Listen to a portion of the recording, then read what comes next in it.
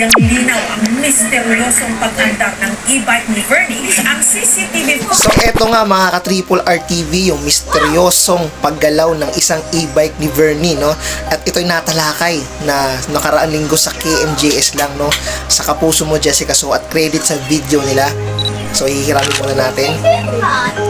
So sa hindi maipaliwanag na bagay na to, yung paggalaw ng e-bike na yan, napaka-misteryoso nga na kahit pinacheck na sa mga eksperto sa e-bike, kumbaga may sira ba, mga ka-Triple R TV, wala akong sira, na-check na ho yan. Kahit nga daw may sira yan, imposibleng gagalaw ng mag-isa yan. Kitang-kita mo na sa video dahil actual footage at pinacheck na rin to sa mga expert sa video, no edit, wala akong daya, talagang totoong video ho talaga siya. Diba? Nakakapag kasi CCTV camera to no? Kuha to ng CCTV camera. At syempre, sino pa ba? Pag mga ganyang misteryoso ng KMJS, walang iba kung sino tatawagin yun, diba? Who you gonna call? Tama ba? Ganun ba yun? Syempre, Ghostbuster. Sino ba si Ed Kaluwag? Wala nang iba. Sino pa ba? Diba? Siya po talaga yung king ng KMJS pagdating sa mga ganitong misteryoso. Chinek nga rin ni Ed Kaluwag sa una pa lang panoorin natin. Ito sa part, meron mong experience kayo dito. Wala talaga, ako talaga napaka to sa talaga si Ed Kaluwag, no?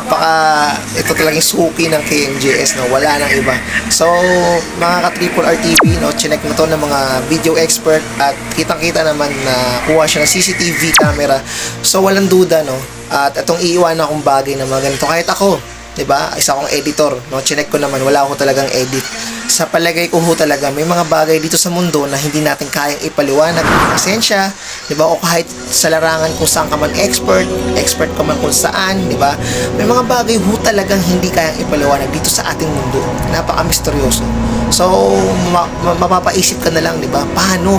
Wala ho talaga explanation kasi everything na may nangyayaring misteryo, di ba? Meron nga tayong mga bagong, meron pa talaga dito sa mundo na hindi pa natin natutuklasan, di ba? Kahit sa mga pagdating sa science, yung mga species, di ba? Yung mga new species na natutuklasan ng mga scientists. Pero hindi rin kaya ipaliwanag kung paano sila nabubuhay. Kagaya lang ho yan sa nangyayari dyan sa nag-viral na video na yan, yung e-bike na kusang gumalaw at umikot-ikot pa, di ba? Grabe, hindi kayang ipaliwanag. So, yan lang po ang aking reaction video about dito sa napag-usapan natin ngayong content na to, no? Napaka-misteryoso at iiwan ko nga kayo sa comment down below na kayo, ano ba sa palagay nyo nangyari dyan? Talaga bang misteryoso o talagang merong technical na nangyari? So hanggang dito lang, this is Triple R TV, no? Paki-follow naman po ako sa aking FB page din, ka-Triple.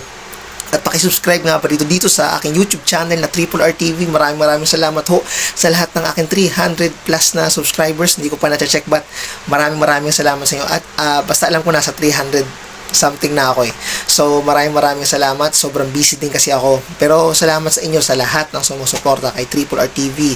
Kahit hindi ko tayo masyadong, di ba? Maraming subscribers.